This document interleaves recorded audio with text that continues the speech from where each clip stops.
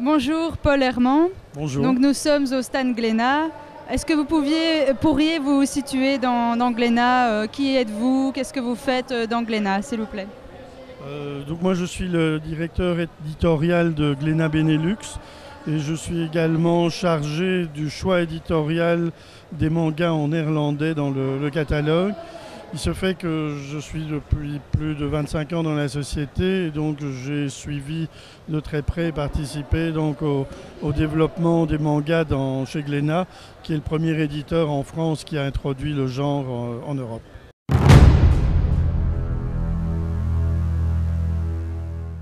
Oh, elle est tout à fait différente que dans la partie francophone. Même il y a une différence entre la Wallonie ou la France.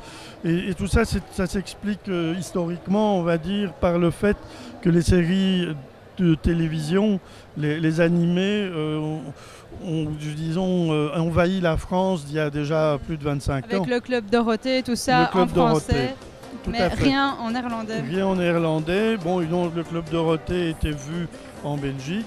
Et donc on a un phénomène assez curieux de gens qui étaient, je ne vais pas dire bébés, mais étaient très jeunes, ont été biberonnés avec Dragon Ball et Candy et plein d'autres séries, les Chevaliers du Zodiaque et tout ça.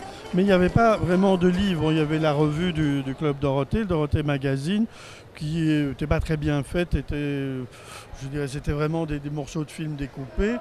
Et donc quand Glénat s'est rendu au Japon, d'abord pour vendre des licences belgo-françaises aux Japonais, les Japonais nous ont dit nous, ça ne nous intéresse pas beaucoup la BD franco-belge, mais par contre ce serait regarder un petit peu toute la production nous avons en bande dessinée japonaise, donc en manga. Et c'est vrai qu'il y a un phénomène aussi, c'est que le manga moderne, comme on l'appelle, est né après la Deuxième Guerre mondiale, et avec Tezuka entre autres. Et tout ce manga-là, toute cette bande dessinée, eh bien, les Européens ne l'ont pas vu, alors qu'on était très au courant de ce qui était passé aux États-Unis. Ils sont un peu passés à côté. Mais je pense que d'abord, on ne voyageait pas beaucoup vers l'Asie à ce moment-là. Le problème de la langue, évidemment. La préoccupation des Japonais dans les mangas de cette époque, c'est l'atome. C'est quand même le pays qui a subi la bombe atomique, pour les raisons qu'on sait. Ça a fort marqué d'ailleurs l'image du manga. Ça marque toujours. Et pour l'image du manga, le Club Dorothée a eu à la fois un effet bénéfique d'information, de préparer toute une génération, mais aussi un effet négatif. C'est-à-dire que pour les parents, ils ont eu une idée fausse du manga. D'abord parce qu'ils ne regardaient pas ce que les enfants regardaient. Et ils ont trouvé ça laid, violent. Et donc nous, quand on est arrivé avec Dragon Ball et Akira, on nous a tout de suite taxé de faire à la limite presque de la pornographie, et ce qui n'est absolument pas le cas. Et d'ailleurs, j'en viens à ce que vous avez sorti il n'y a pas si longtemps. Dans vos éditions, vous avez sorti une nouvelle branche, c'est la branche Kids, donc qui était plus axée sur les mangas vraiment pour les enfants. Tout à fait. 5-8 ans, quelque chose comme ça. Oui, même 4 ans. Et est-ce que ça rencontre vraiment un succès? Ça se développe. Bon, donc il faut savoir que les éditeurs japonais et les auteurs aussi ont une vision, on va dire, très marketing de leur production. C'est-à-dire que chaque type de bande dessinée est automatiquement catalogué selon l'âge, voire le public. Donc il y a toujours cette fameuse différence, le seinen pour adultes, les shoujo pour les jeunes filles. Et bon, il y a d'autres domaines. Bon, il y a les hentai avec plus de sexe. Il y a des bandes dessinées pour homosexuels. Tout ça est très très catégorisé. Et j'ai même pu visiter un genre de supermarché de manga à Tokyo où il y avait une suite de boutiques qui ne vendaient chaque fois qu'un type même de manga pour un type de lecteur. Donc il y avait bien entendu chez eux déjà du manga pour tout petit. Bon, nous quand on a commencé avec le manga, on n'a pas directement catégorisé tout ça, parce que d'abord on avait peu de licences, peu de séries. Aujourd'hui on est on est le premier éditeur sur le marché européen et franco-belge, et donc on a structuré rapidement, à l'image de ce que faisaient donc nos confrères éditeurs japonais, en selon donc les différentes tranches d'âge et les collections, pour aider justement le lecteur à savoir exactement vers quel type de bande dessinée. Et vous, maintenant, vous voyez plus les parents aller vers acheter les mangas. Est-ce qu'ils ont moins peur d'acheter un manga, entre guillemets? Bon, les gens ont vieilli aussi, donc je dis le lecteur, enfin disons plutôt le téléspectateur du Club Dorothée, aujourd'hui il a parfois 30 ans, 40 ans, il est devenu parent, et bien entendu il a beaucoup d'affection pour les personnages de son enfance, ça c'est évident. Et puis d'autre part, l'intérêt pour le manga, la culture japonaise, on doit plutôt dire, s'est beaucoup développé ces dernières années, et on s'est rendu compte qu'il y avait des auteurs aussi, on va dire... plus littéraire aussi. Bon, des auteurs aussi qui se tournent plus vers une bande dessinée voire européenne, comme je pense à Taniguchi. Et donc tout ça a fait qu'il y a aussi des lecteurs de bande dessinée, on va dire européennes, qui m'ont découvert par Taniguchi une petite partie du manga. Ils ont peut-être du mal plus avec la production, on va dire, l'énorme production japonaise, dont on voit d'ailleurs de toute manière que le haut de l'iceberg. Hein.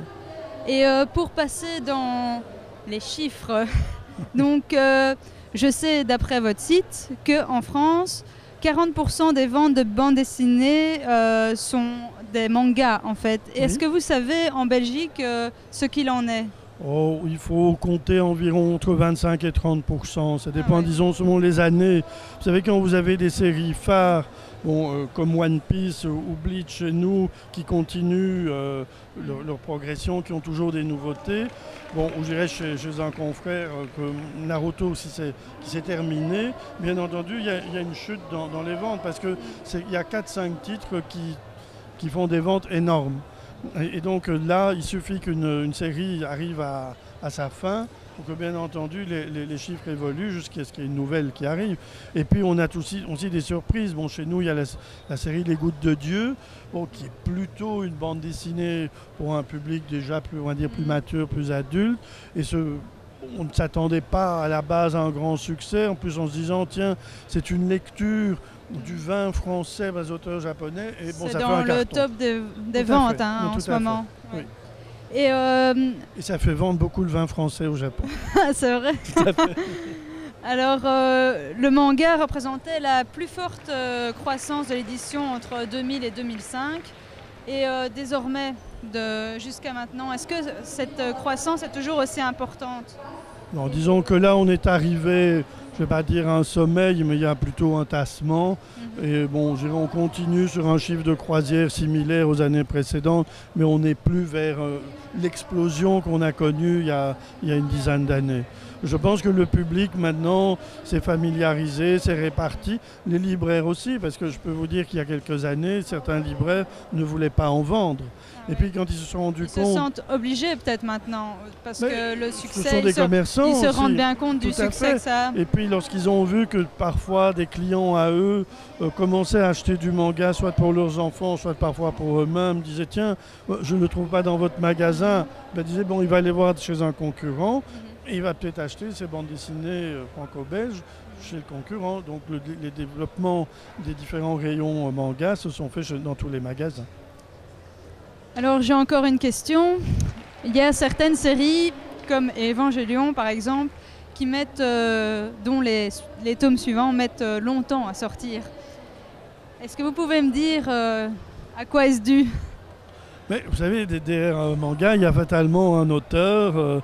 Alors bon, on a dit beaucoup de choses sur l'industrie des mangas. Mais en fait, de nouveau, on s'est rendu compte aujourd'hui que les auteurs de bande dessinée japonais, c'est un petit peu comme les auteurs européens. D'ailleurs, il y a aussi des studios en Europe qui existent depuis longtemps et qui assurent ou assuraient la production de différentes séries. Ça se disait peut-être moins qu'au Japon.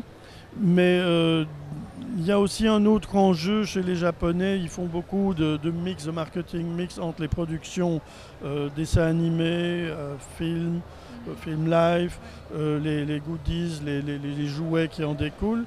Et souvent... Panoplie de choses maintenant. Oui, alors que nous, notre tradition d'éditeur, on gère un auteur, on gère du livre. Et souvent, tout ce qui est droit secondaire, il est confié à d'autres producteurs. Et chez eux, c'est beaucoup plus lourd. Donc c'est tout cet ensemble de choses qui Oui. fait que ça entraîne un Tout à retard fait. dans la Alors, publication pour Néon ici. Évangélion, il est évident qu'il y a eu beaucoup de production, entre autres de dessins animés, et que là, l'auteur, du moment, a dû se dire, bon, qu'est-ce que je Il y avait fais? une forte attente des fans. Il y a une forte attente, mais enfin, il voulait aussi contrôler, valider tout ce qui se faisait autour de l'univers de sa série, ce qui est tout à son honneur. Et donc là, ça explique que maintenant, on en a un tous les ans, tous les 1 an et demi. C'est dur d'attendre. C'est très dur d'attendre, oui, oui. Ben, je vous remercie pour cette interview. Ça a été un plaisir. Merci aussi. À une prochaine fois peut-être. Et bonne continuation alors. Merci. Au revoir. Au revoir.